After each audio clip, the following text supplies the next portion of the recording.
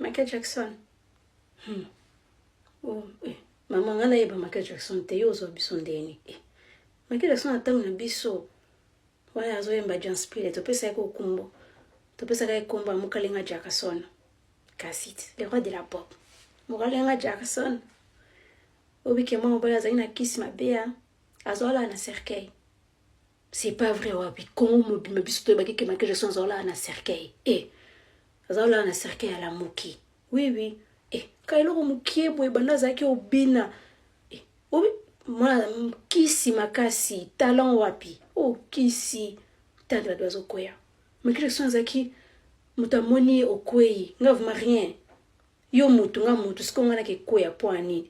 Na lenda ngaso na mwana kele na lenda. Obi kanga ya na Congo.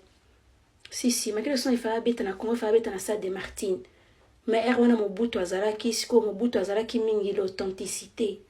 Alobite so Michael Jackson aye chokwe ko mata na kati ya Congo. Oui. En tout cas ba priya chokwe nyare mata makasi Mobutu atali kaka lobite. D'abord Mobutu alobi moi sito mobali alobi jamais na mboka na ngate bat basilika mais le autre pesa Mobutu raison atali ni chokwe ko na Congo. So mona wabisa na biso makambo solo. Makela linga ya kotala kayende na butu te moto abangisanga longola